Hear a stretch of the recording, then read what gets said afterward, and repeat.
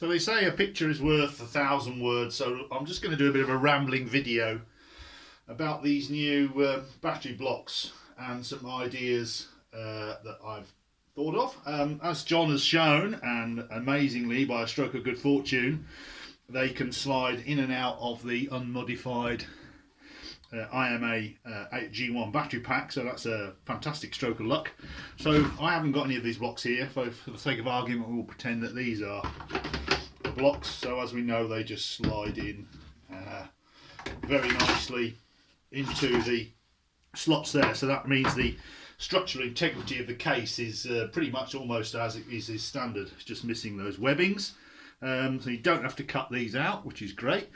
And everything else can remain pretty much in its OEM positions, as has already been mentioned by John. So the BMS board, which might be a partnership between myself, John, and anybody else who wants to come in on it, he probably going to sort out the actual LTC chip balancing, etc., and cell voltage monitoring, but then I'll look at the interfacing with the car. So my thoughts on the BMS printed circuit board were that as we saw in the video that John showed, we can have 3 blocks in here, and whatever combinations of blocks you wanted, but then obviously we have the BMS connector coming out here this way, and I don't think it's a good idea to take it up and over the top and or get rid of the BCM, but we'll come to that in a minute. So I was thinking a long PCB, not the full height of this, because we still want to have some fan airflow, because this is where the OEM fan goes, and the OEM fan on here will also cover up this high voltage BMS board if we had one in here. So maybe, I don't know, a third of this height, a board across here with plugs on the reverse side, so that the packs just plug into the BMS board. It could be mounted with self tappers, perhaps on these two webs here. We could just drill some holes here, mount them maybe there as well. So the fan shroud would probably fit all over that, so that would provide electrical sort of safety, because it would be covered over, and also it would provide some cooling for the BMS bleed resistors, balance resistors. Hopefully there wouldn't be much heat generated, but you could potentially then use lower value resistors for higher balancing current, depending on what you want to do. So depending on how much balancing they need, which is probably not much. So that was one solution. Or you could perhaps have master-slave type boards, so you can have a board which fitted in here and fitted onto the end. If you imagine this is a pack, they have got like studs protruding, and obviously BMS connectors about here. You could have a board that fitted onto those studs, and the BMS connector plugs into it, and then you just have a very simple RJ45 or something interconnect between the modules, and then so you could have perhaps a 12 board or an 18 board, so people could then just buy the boards they wanted for their modules. So stick them onto the or bolt them onto the module with a piece of insulation underneath, bolt them onto the module, and then it would slide in to our space. Sorry, I'm not very good at this. And we would just have a simple USB, maybe interconnect, whatever, between the 3 boards here. And then obviously they'd be smaller as well, which would make them cheaper. Instead of one massive long board, you'd have 3 small boards, and you'd have like one master board which would have his John's CPU on, and that would be connected to the BCM for communications and various other lines in the car. So that's but 2 options, I suppose. Or the other place you could put the BMS boards or BMS board is in the side here. So this side is going to be completely unused, and in a normal car it's covered by this plastic cover. Maybe that way up. I can't remember. No, this way up. So it's covered like that. So that's a very nice little insulated area you have here. I've used this before for a BMS board on one of my very earliest A123 conversions. So you've got all that space there, so you could put cut a piece out here just to blank that off, and then you can put your BMS board in there, and it's very nice and safe if you wanted just one board. But then of course you have to extend the interconnects from the blocks to bring them to the BMS board. So there's lots of options. Personally, I quite like the idea of the board on the end of the modules with a little interconnect, and then you don't have to mess around so much with extending the BMS connector. You basically just plug it into the back of the board. Not sure how much room there is, but obviously that can all be thought about. Or maybe if the board goes here and the BMS connector is on this edge, so the plug just comes down and plugs straight into it rather than plugging into the back. It plugs into the side of it, if you like. So that's BMS considerations. Obviously with this setup, the OEM switchboard and everything and all the MCM etc is all going to be in the same place. Now as regards the BCM, it's not easy to replace the BCM without doing quite a lot of work.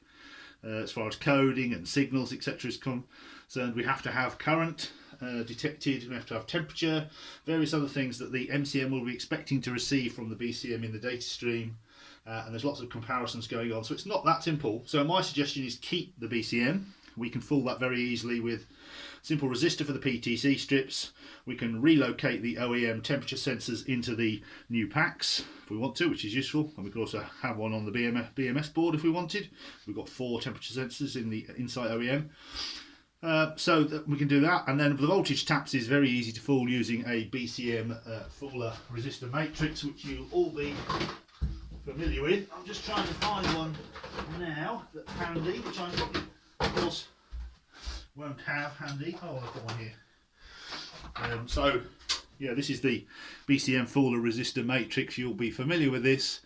This is a modified one for a CRZ, but you know, you get the idea. And if we want to use this with a higher than OEM voltage, we just add a pre-resistor, which is very simple. So that's would fool the voltage taps.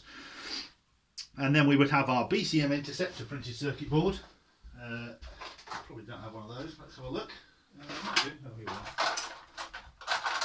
So we have our BCM interceptor printed circuit board.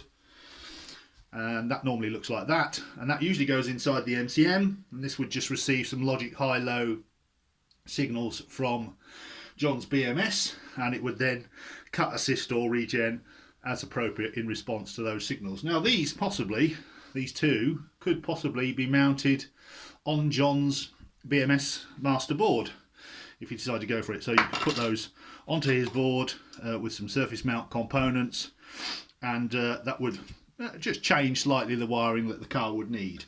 So we'd retain the BCM, that would do its own thing. We would use a BCM interceptor and a BCM fooler to sort out and fool the car, and also to control the assist and regen when we don't want it. And for getting the cell voltages, I suggested in my post that we use an OBD2 CNC. And again, I probably haven't got one kicking around. So yeah, so I've used an OBD2 CNC, which a lot of people will have anyway, and that's connected to the H line, which runs from the back to the front of the car. So what we could simply do is get John's BMS to monitor the H line. It only needs one serial I/O output bi-directional port, 9600 baud, very slow. And when it receives a command from the OBD2 CNC or whatever, any device or any other serial device we put on there, it could just pump out the cell voltages back to the OBD2 CNC for display or phone or whatever. And if we can also perhaps be able to send commands to John's BMS, very simple commands like, you know, increase balancing voltage by 10 millivolts or whatever. So it would be fairly simple to come up with a strategy to do that. And a lot of this stuff is already developed, as quite well developed. Obviously we've been using the OBD2 CNC for LTO for a long time now. And it does work well.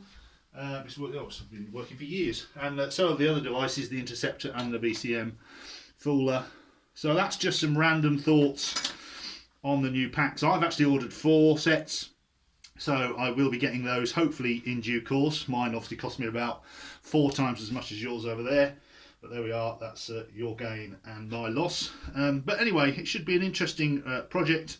They do look very good, and it'll be interesting to see how it develops. So yeah, so my final thoughts are separate BMS boards, 2 slaves perhaps and a master, fitting on the ends of the packs, 1 long BMS board, maybe a third of the height of this at the bottom here with plugs on the top.